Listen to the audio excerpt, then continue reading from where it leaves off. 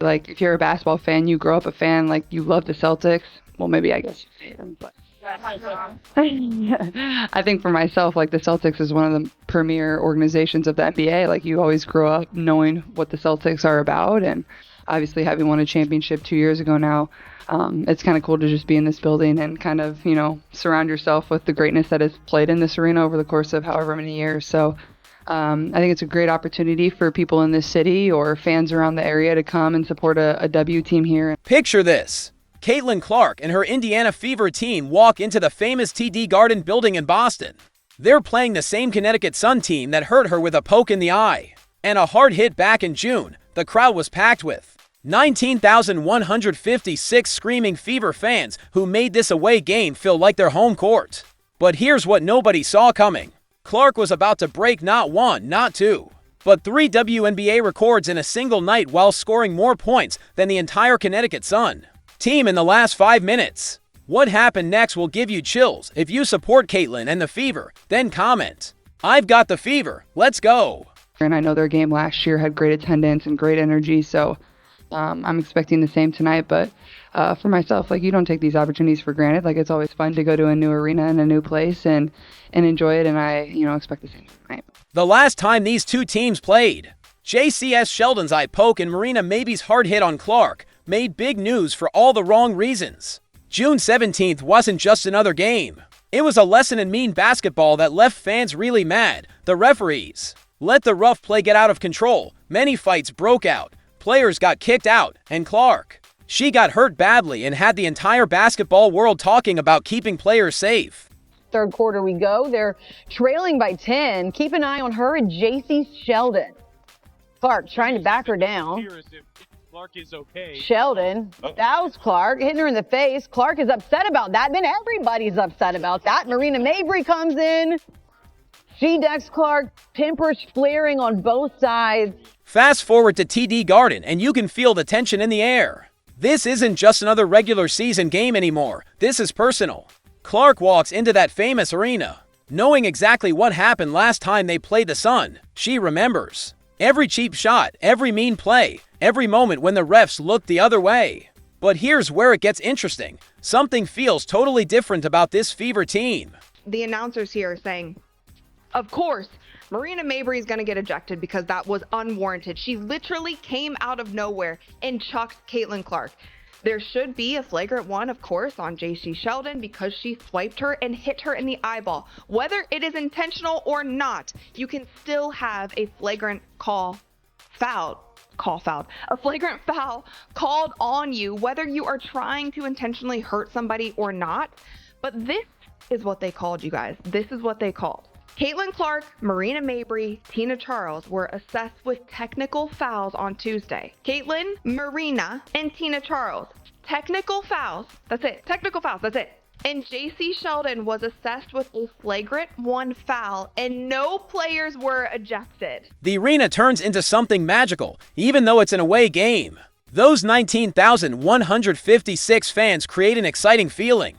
That makes TD Garden feel like home court advantage for Indiana. The energy is totally crazy. You can hear Fever chants echoing through the roof of this legendary place. These traveling fans didn't just show up, they took over.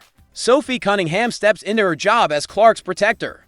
She's ready to defend her teammate against any repeat problems. The Connecticut Sun tries to use that same mean defensive plan that worked before. They want to shake up Clark early with full court pressure and multiple defenders. Their plan: let other Fever players score while they focus on stopping the heart of the snake. But this time, the Fever are ready. Clark has her teammates backing her up in ways she didn't have before. The support system is rock solid.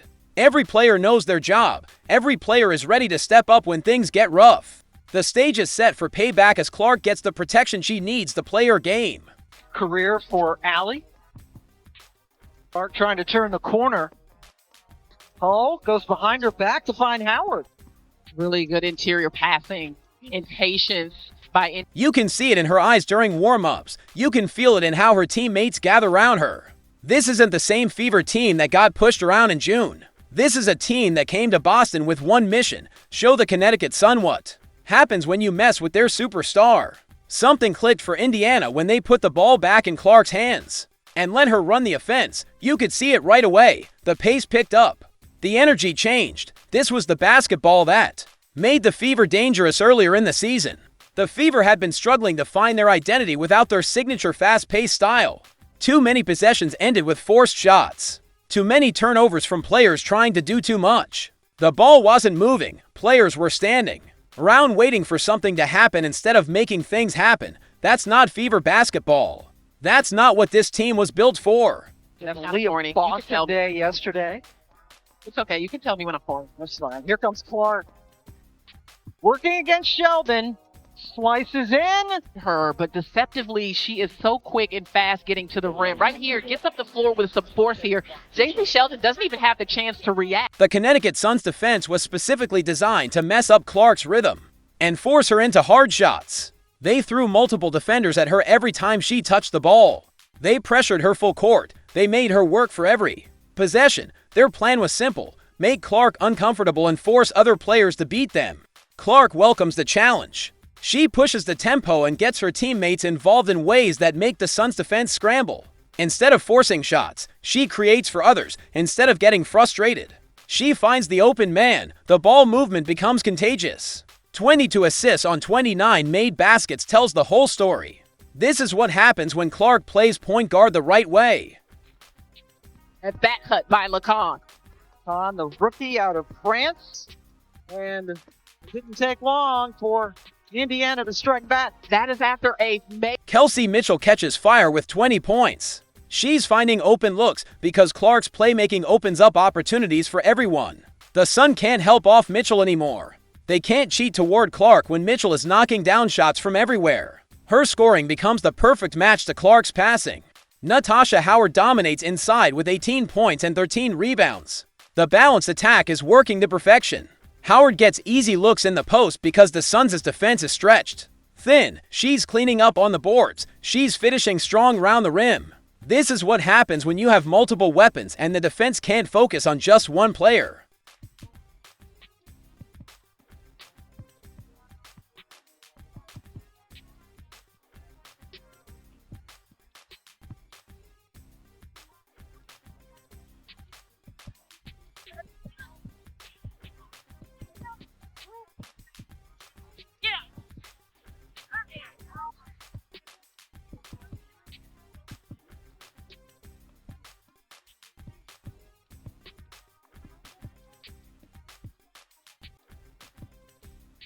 Sophie Cunningham provides important energy off the bench. She hits key shots when the team needs them most. Her three-point shooting keeps the Sun honest. Her defense creates extra possessions. She's the spark plug that keeps the energy high even when the starters need a break.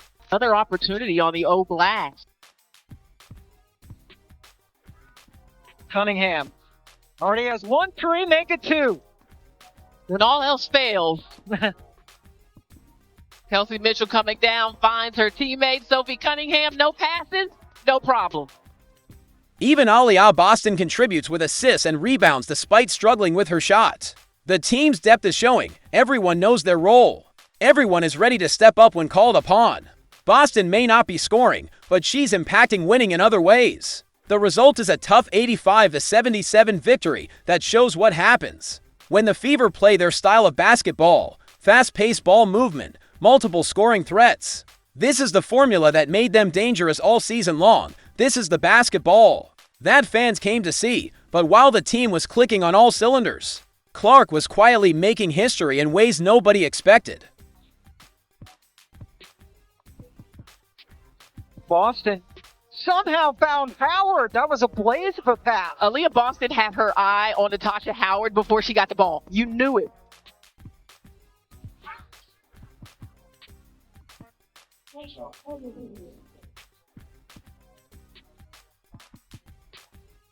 Everyone was focused on the team's performance. Clark was silently chasing 3 different WNBA records. The numbers were building up quietly in the background. Every assist, every three-pointer, every game with 5 or more assists, nobody in. The arena realized they were watching history unfold right in front of them. The stat sheet tells an interesting story. Clark's shooting numbers looked rough on paper. She went just for a 14 from the field, 1 of 7 from three-point range. Those are the kind of numbers that usually mean a bad night for a superstar. But here's where it gets interesting. Clark's overall impact was historic in ways that had nothing to do with her shooting percentage. Sheldon is going to keep the pressure on Clark. You see Tina Charles with the responsibility of guarding Aaliyah Boston. High hedge on the ball screen on Clark. Inside perfectly. One thing you know about Tina Charles, she has every shot in her arsenal. Now Sheldon, the height disadvantage against Howard. Yeah, good recognition. The first record fell without any fanfare. Clark became the fastest player in WNBA history to reach for 150 career assists. She did it in just 53 games. That's totally crazy when you think about it. To put this achievement in context, the previous record holder was Tisha Pinheiro. She reached the same milestone in 60 games during the late 90s. Clark smashed that record by 9 full games. 9 games might not sound like much, but in a league where every assist matters, that's a huge difference. Yep, you were announced today to obviously be in the three-point contest. What went into that decision? What does it mean to do it for the first time in front of fans in Indiana? Yeah, I mean, not much went into it other than yes, I guess. Obviously, it's exciting. I've never participated in a three-point competition before, never practiced before, so just go out there and have fun. I think the lineup of people competing is tremendous. So more than anything, it's just going to be really great for our league and for women's basketball as a whole, just to, have a lot of fun and experience that. So, yeah, I'm just excited. I think Friday, the skills competition, and that will be a really exciting time, and it will lead right into Saturday of a really great game as well.